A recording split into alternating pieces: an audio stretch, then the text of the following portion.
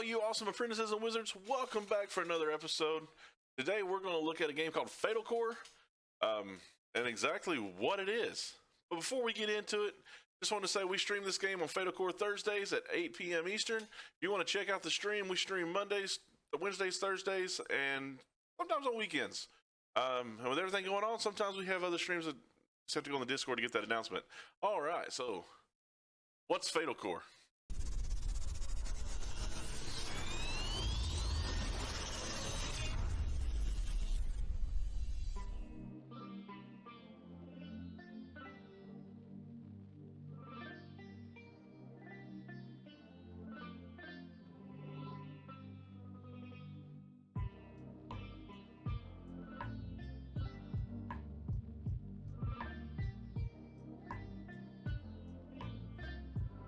You've seen gameplay of FatalCore. Now, how do you get started in this amazing, awesome game? Well, it's really simple. You're going to fill out the username and you're going to fill out the password and then hit register. Once you're registered, write it down if you can't remember what it is you made. And then once you get it filled out, then you're going to click login and you're going to get a totally different screen. Where to start? Well, we have a leaderboard, so if you want to check, maybe rank is a thing to you and you want to be able to take that first place from them, you click leaderboard just to see what's going on. Don't let the wins and losses and the amounts that some of these players have run you away from it. It's about the win percentage, and if you play some of these users, which every one of them will play you, everybody loves playing the game. When you beat them, you get a lot more points than if they beat you. Now, make sure you do not use the back button on your browser. Do not use this. This is a big no. No. Because then you got to log in all over again. So they have built-in back buttons. You're just going to use those to navigate around. Buy packs. This game does not take money. There is no way for them to take your money. There is no way to play microtransactions. There is no way for them to get your money. Buy packs just simply means you're going to use the currency that you earned in-game to pay for things. 5 PFs will open a card pack that gives you 3 cards, but it will not give you super rare cards. It'll give you uncommons, commons, uncommons, and rares, or CBAs, but it won't give you super rares, which are the S's. When you pay for 100 PFs, 100 PFs will give you 5 cards with a chance at a super rare. It's not guaranteed. You can spend a lot of PFs and never see a super rare or an S card. But they're out there. You can get them.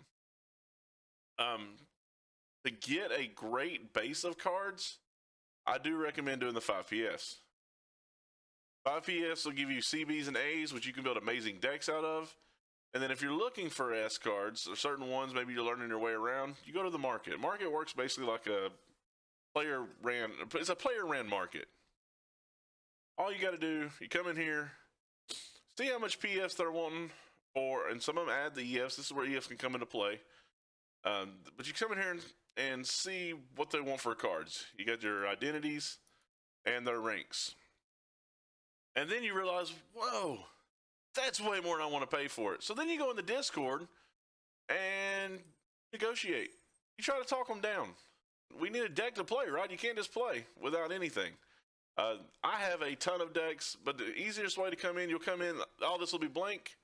You're going to go up here and click new deck. You're going to pick an identity based on what your style of play is. They show you what their boards look like, and then they'll tell you a little bit about them and their play style. So Joanne plays with a lot of tokens, a lot of build up, a lot of buffs, got a lot going on. Jetta, Mr. Bean Pants. He's about growth and getting your creatures really big. Then you got Prisoner. Prisoner is by far my favorite. I have played Prisoner since I started. I love Prisoner. I can tell you everything about her. And she's great. She's amazing. But she is the hardest one to play with. She plays a lot of control. So M&M's, this M&M slot here, the M&M hole. Basically what that locks it down to is any card played in an M&M hole will, when the opponent plays a magic spell, the creature in there is sacrificed to counteract the magic spell, which kills it off, never negates it, never happens. Her board, rest of her board is kind of not great, but she has cards that make up for it. And I don't play a lot of creatures with her anyways. It's more about the control and locking down the other player. So basically, if you play Magic the Gathering, she plays more like a blue-black deck. Then you got Hush. Hush and Kihara is the two newest identities to come to Fatal Core. They have just been out basically a week at this point. Hush is unique. Hush also plays with off the prisoner card base. They work together. They have lore history. But Hush is going to play more with a corpse. Graveyard means basically if there's not a creature there at the end of turn, it'll spawn a corpse. And if you have corpse, that's not the best thing unless you're playing Hush and you have cards and abilities that make corpse just amazing things that feed the plays and just awesome things happen. So there's a lot going on here. He's also more control and corpse play. So he'd be a lot of just a black deck all the way. Then you got Kihara. Think about Kihara as a red deck. He is rage, he is power, he is damage to himself, but it makes him stronger. He rages out. You gotta get the rage with forgetting about you can hurt yourself in the process, because adrenaline pumping, destroying, killing, and then it all wears off and you go, ow, that hurt.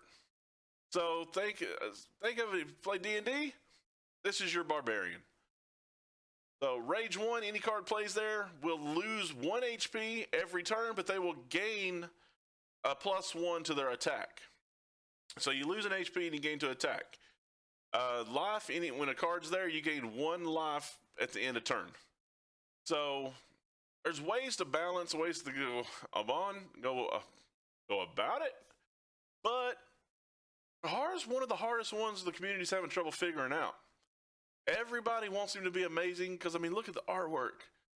How would you not want to kick somebody's door in with that? But everybody's still struggling to figure out where he places. He needs some loving. He plays off of Joanne, so he also gets to play with a lot of tokens and build up like the way she similarly does. So I know Prisoner, so I'm going to go Prisoner. Like I said, I love her. So we're going to select. Then you get all these slots. What do I do with them? What does it mean? That's a good question.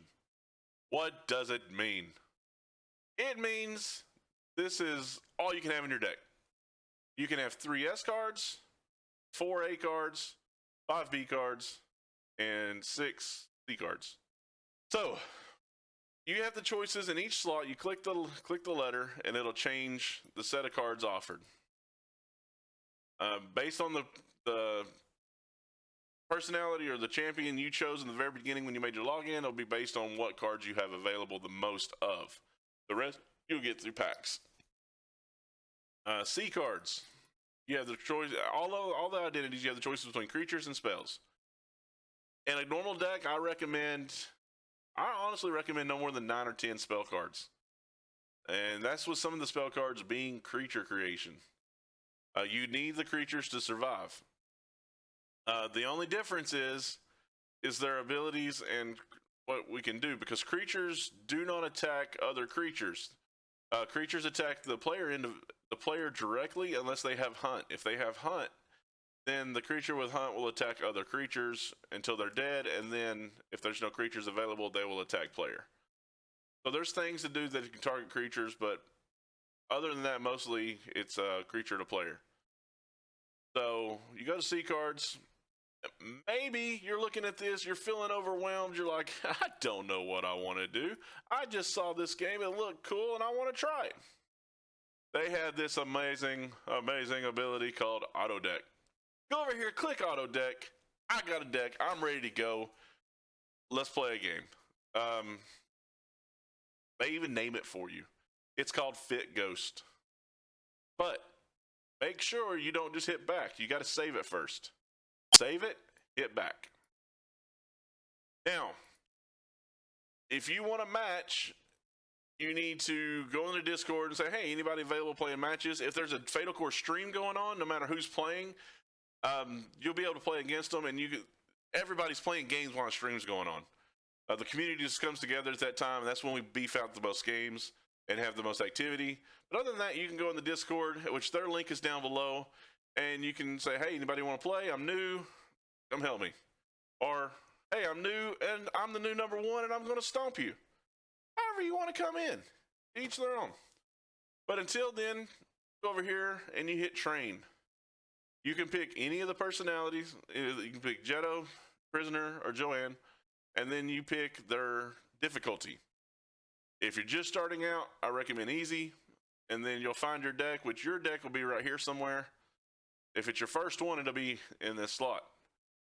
But I'm going to go down. There's my Fit Ghost. I'm going to click it.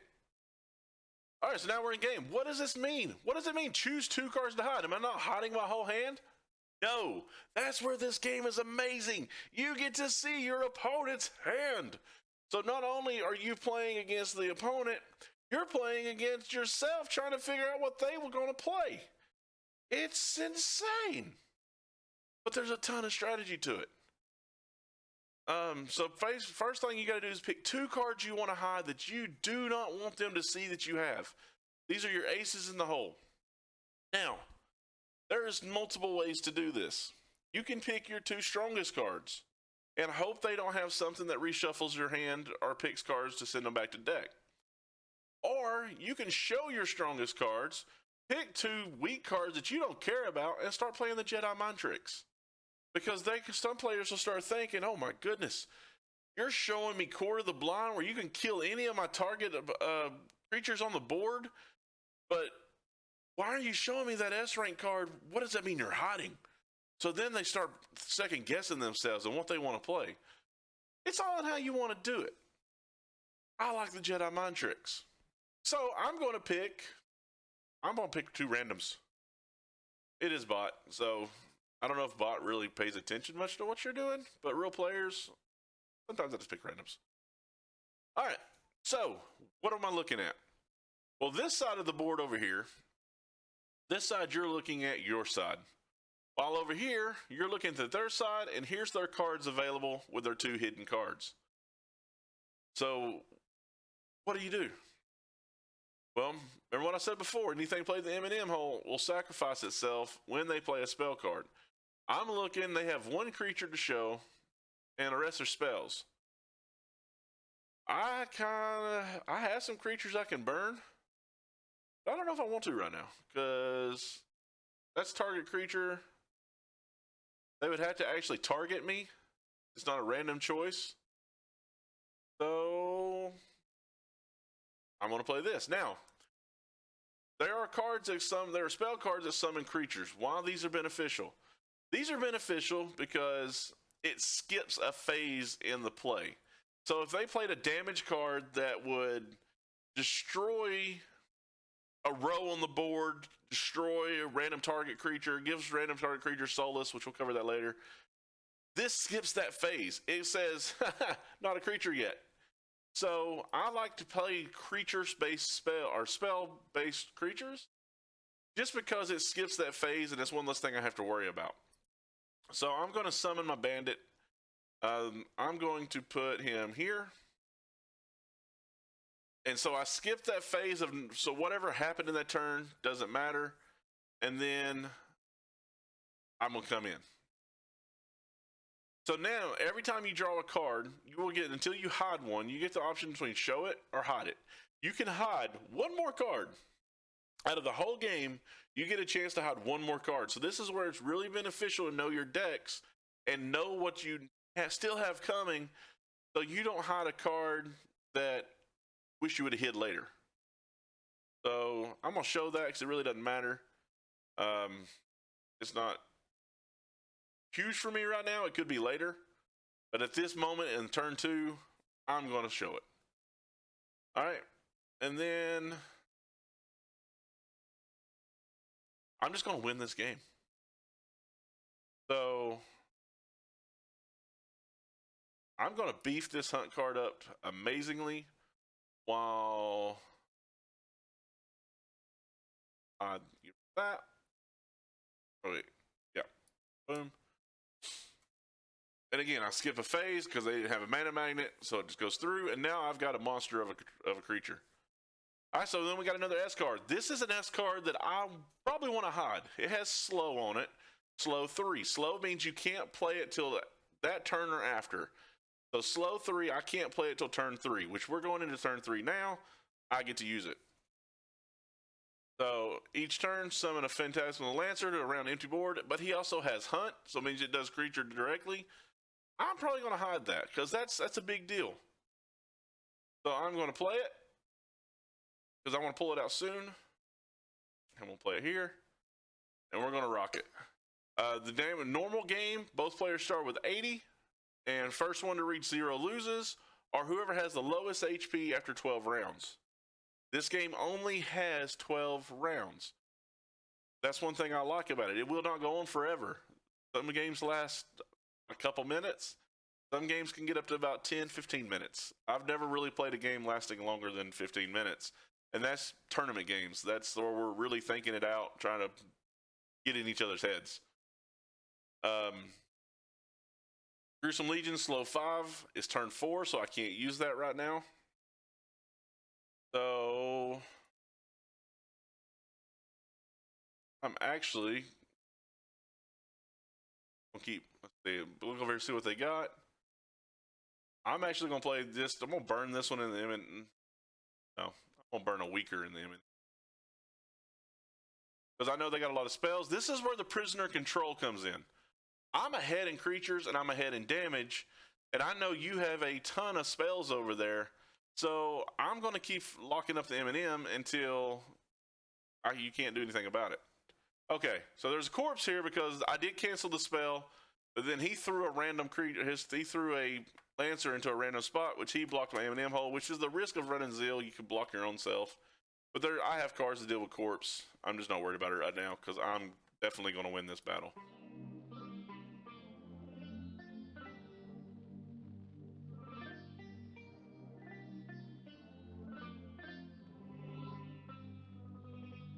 All right, and that's game right there. See, I got him below 0. I got him -2. I still have 80, which means it was a great hand for me. Auto deck really did a great job for me. I don't feel bad about this deck. I might take it, run it, and tweak it a little bit. That's a pretty good deck. So everything's done. It says you're victorious, and I'm just gonna click I'm gonna click go or somewhere random on the screen. And it'll close. It'll say victory or defeat. It depends how you played. It'll give you PF up to a point with so many games, so you can't just farm all day long on PS. It will start giving you 0 PFs after I forget how many games, but it's a lot of games.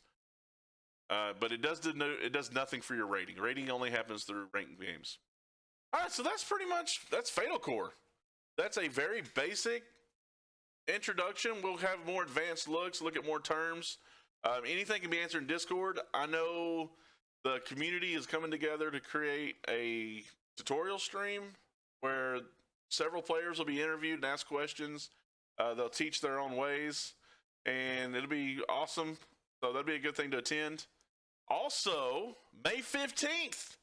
Mark your calendars. It is a great time to get in the game now and learn how to play. I'm here to teach. But May 15th, we have our first charity tournament. It is going to be a massive tournament. We want tons of play. We want to get as many people as we can get. Winners gets to pick their charity, I think, out of a list that they want the game to make a charitable donation in their name. There's prizes for the players. You get in-game currency just for signing up. If you sign up for this tournament, you get 2,000 PF currency, which translates to 20 full 5-packs or a whole bunch of small packs. I'm not doing that math. It's probably really simple, and you're probably making fun of me right now, but yeah, I'm not doing that math. So get in the Discord, learn how to play. Let us teach you. Let us mold you into something better. Each player, everybody I've always played against, brand new. I have watched them in the first 20 to 30 minutes become completely unintelligent, besides Eagle, and become amazing players. We have some players right now that just started this week who are amazing, and there's a few that I swear are going to be top 8 in this coming up tournament, which is terrifying and exciting at the same time. So don't, just because you're new coming in, don't think you're not going to do well. Every tournament is different. Everybody looks at this way a different way than what we've looked at it. Because we've been playing longer, we're still stuck in some of our mindsets where new players come in and be like, yeah, but what about this?